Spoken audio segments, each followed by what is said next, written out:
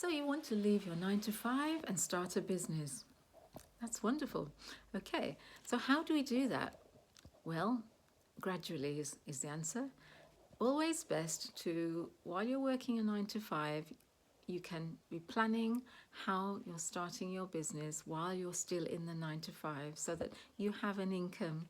You don't deplete yourself of an income, because when you're starting a business, it's not likely that your business is going to replace your income straight away. So gradually is the answer. The next thing is that it doesn't take a lot of capital to start a business. That's a myth. You don't need a large amount of capital to start a business, a small business. It could be something like £1,000. It really depends on the business.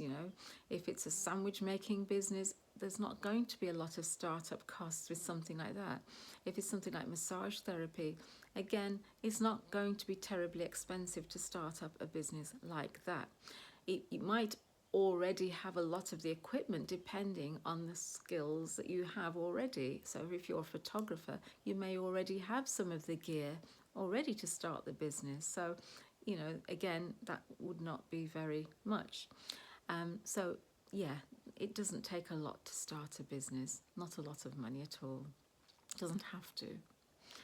Okay, so the next thing we need to do is to calculate your current income and your expenses.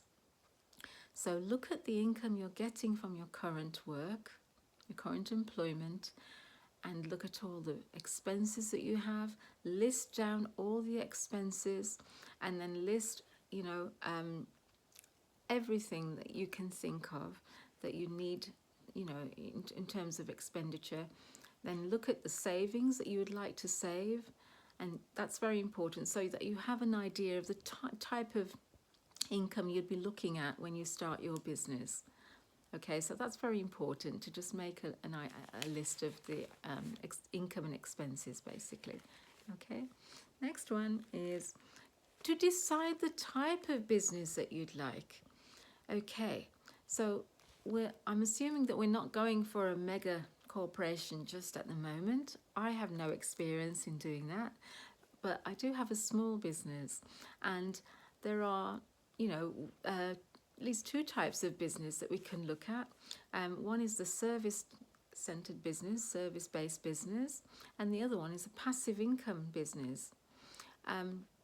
With the service income business, service-based business, the income is going to be more immediate rather than the passive-based business, because when you have a skill, you can sell that skill and you will get paid for that skill. With a passive-based one, it can take a little time to develop.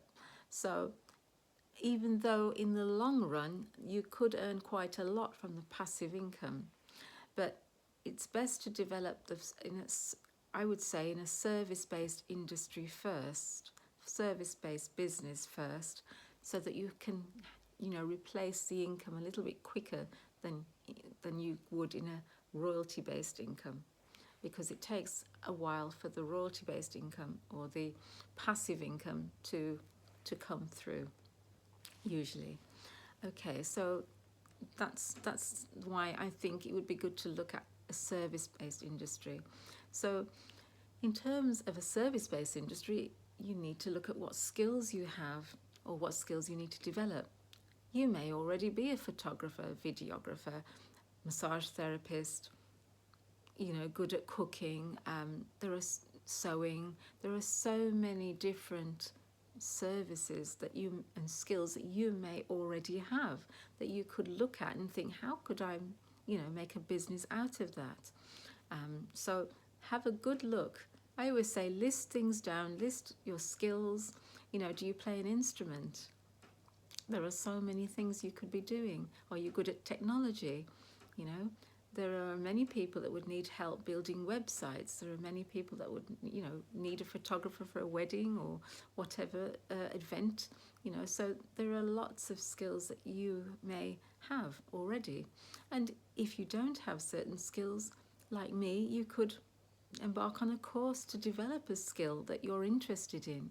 Yeah, I did massage therapy. I went to a local college and studied for 2 years. I was fortunate to be able to do that. But you may already have skills that you could, make a business out of. Okay, so right, so it's important, we said, to start a skill. Now, how to market yourself? How would you market yourself? Okay, so it's good to have a website. Yeah, some people have websites. There are some free ones that you can start off with. There's things like Wix is a good one. So you can always market yourself on a website. I don't think they're that expensive. There's also things like Facebook Marketplace. Facebook, you can definitely market yourself on that. Depending on what industry you have, there will usually be an app or something that you can market your skills on.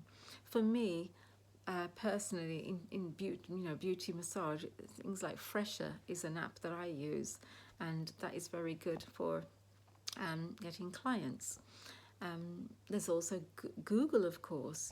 If you could put your business up on Google, that's really very good. I found that very useful. Google, you can do it for free. Just have an account with Google and just put your business up there, and people will be able to find you on Google. So that's another way of doing it. Yeah, there are lots of ways to market, really. You can have posters up as well locally in local shops. That's another way. Although I found the best one for me has been Google. Facebook is okay, is good, and also Fresher. That particular app is quite good as well. So yeah, it's just finding out what your niche is, what your skill is, and seeing what is out there to help you to market those skills. And of course, once you get clients, usually word of mouth, if you provide a really, really good service, which is the next thing we're going to come on to, that is a really great way to market your business. When you have an excellent service, you provide good service, clients are happy, word of mouth is a fantastic way to market your business. Which comes on to customer service. Yeah, customer service is very important. Client care, customer service is very important in a service industry. If you don't look after your clients, they can easily go somewhere else. So I think, to be honest, in a service-based industry, you're always really pleased to see clients. It's lovely when they walk through your doors, or however you're servicing them. It's lovely just to have clients, and so we need to take care of them. And one way we can take care of them is providing excellent service. So whatever skill you have to be at least very good at it, at least good at it, at least good for someone to pay you. And very good could be more higher pay. Excellent could lead to more pay. So the more you hone your skill, the better for the client, better for yourself, and you could also charge a higher price because you're doing a good service, a really excellent service. Yeah, so that's very, very important, to provide excellent care of the client, excellent service. I found people these days, it's word of mouth now, that I get more clients through word of mouth, because I do try to provide the best service I can for my clients. This is why it's so important to have work that you enjoy, so that it doesn't feel like work. It feels like you're just doing something that you would do voluntary, Yeah, and so it's important to be able to choose something that you really enjoy, so that you really want to do your best in it. Naturally, you just naturally enjoy doing it. So yeah, that's important. And then word of mouth will be a great marketing tool for you. But at first, when you first start off, obviously you might not have any clients. So, sometimes it's great to provide the service for free in return for a great testimonial. Yeah, so, or a review. Those things are very important as well, client reviews, especially when you're just starting out. So you might think, oh, I have to do something for free. Well, this is why you keep your 9 to 5, so that in order to build your business, you can offer it for the service, whatever it is, for free at first, in return for customer reviews, testimonials, because those are important. And then when you provide a good service, those clients that you have given the free service to, they could go and do word of mouth, and they may become eventually your paying clients. So it's important to be willing to offer your service for free at first. And clients might be few and far between at first because it's new. You're just starting out. People don't know about you. Your marketing you're working on your marketing in the beginning. And so, it takes patience to develop a business, and not to give up and not to be stressed about it, but just to realize that this is part of the process. So patience is part of the process. Yeah, not to worry, don't be stressed. Yes, I remember when I first started, and I didn't have any clients, and I was really getting concerned, thinking, oh, how am I going to pay the rent for this? I've got my treatment room, how am I going to pay the rent? And the first few weeks I wasn't feeling too well either, so that didn't help at all. So I was like, oh. But thankfully I did have some savings that I could, I was able to pay the rent with until I got some clients. And then it just kind of snowballed after that. You get one client, you provide really good service, they tell someone else about it, and now I have regular bookings, I have repeat bookings, and it's going well. I still market myself, on Google. It's important to when you have an account on Google marketing your business, don't just let it lay dormant. Always do something with the account, either change a few pictures around, because I do believe it does help with the, I don't know if it's algorithm or whatever they use, but it does help you to come out on top. If it's an active, I always believe is if you keep it active, change pictures around or something, or just put up some more information on Google about your business every now and again, just to keep it stirred up, so that Google knows you're still there. So that's really helpful, very, very helpful actually, and it's a free service by Google. So yeah, I found that very helpful. But yeah, I think the key thing is not to worry, don't get stressed. And this is why it's important, I do stress, keep the 9 to 5 until you can gradually ease out of it. Yeah, but I think it's nice thing to come home to know that you're working on something that you enjoy. Yeah, you're looking forward to developing your own business. So I'm hoping that you do find those tips useful. It's just to recap. The first one was, it is a myth basically that you need a large amount of money to start a business. That's definitely a myth. You don't. You really don't. If it's a small business you're starting off, you don't. And even if you do, you're not likely to really, because if it's a small business, it's best to start probably small. You may already have the equipment that you need, depending on what you want to do. I didn't have to pay a lot to start to begin my business. I just needed a massage couch. I just needed a few things, basic things, a towel warmer, very basic things. In fact, I started with the very basic things, and once I started the business and once the clients were coming through the door, then I would add to my business. So I would use the income, from that I was getting paid, and I'd put it back into the business to buy more equipment, for example, or products, that I might use for facials. So that's how it works. You can start off quite with, the basic necessities, and then you grow, you build as you go along, you build as you grow along. I mean, I was able to redecorate my treatment room.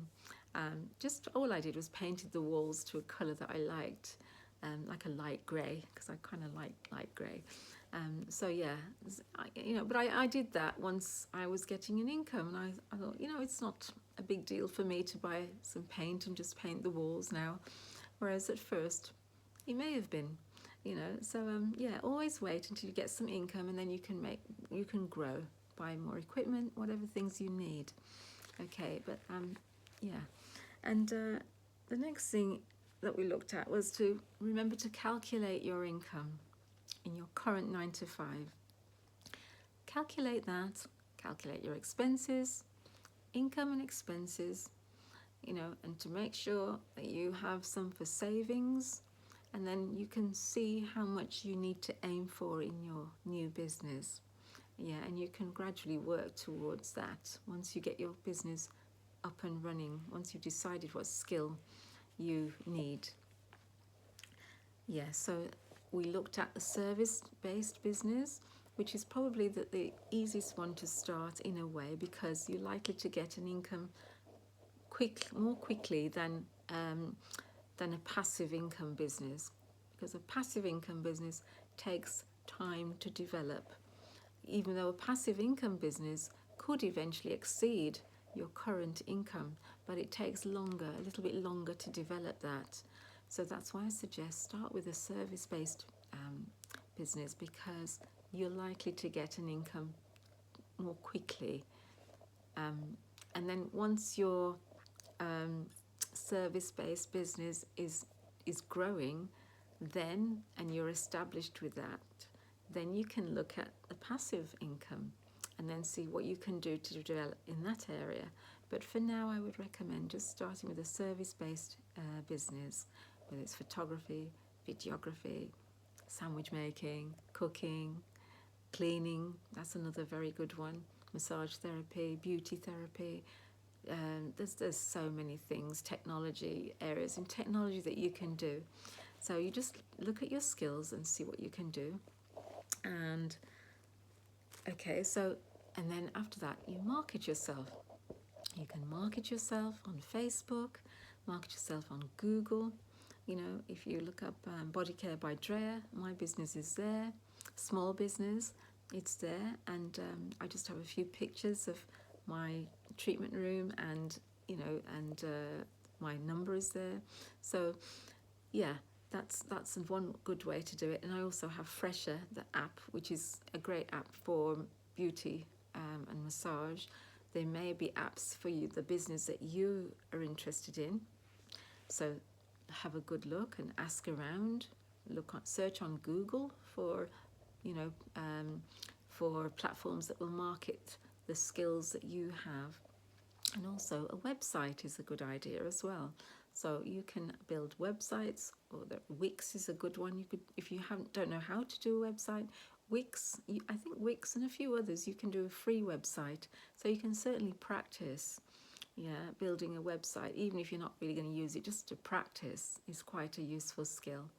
So, and they're quite easy. I think it's drag and drop. They have that kind of way of building the website, which is far easier than it used to be. Okay, so, and of course, the last thing, and the most important thing probably, is customer care. Yeah, customer care is very important. And, in order to provide customer care, we need to provide an excellent service, really good service. We have to be at least good to expect to get paid for a service. Very good, you can get more pay. When you're excellent, you can get even more pay. So with practice, we hone the skills until we become very, very good at it, excellent at what we do. And we can provide excellent service for our customers. And, then you're likely to get word of mouth recommendations. You're likely to get the reviews, the Google reviews. Yeah. So, but remember, not every customer or client is going to do a review. Not everybody will. Some people will. Some people will tell you verbally, you know, which is great. It's lovely. And some people will, you know, rush to Google and to give you a Google review, which is fantastic. And that's why you have quite a few businesses with, you know, that are very busy, and they might have only, you know, not as many reviews as you would expect. That's because not everybody does that, is in the habit of, you know, doing reviews online, but they will say it to your face. So yeah, and you could probably ask them for permission if you could share their review online. So that's another way around it. Okay, so there are some few tips, and for you, a few tips, and I hope you find them useful. And I really do hope you do manage to start that business. Yeah, while you're working your 9 to 5, and at least you have something that you can look forward to. And if I always say, if I can do it, you can do it. Never forget that. So I look forward to hearing in the comments whether you found this useful and whether it's encouraged you to start your business while you're remaining in your 9 to 5, though, because you still need that income while you're growing a business until you can replace it. Okay, so all the best, and I'll see you soon.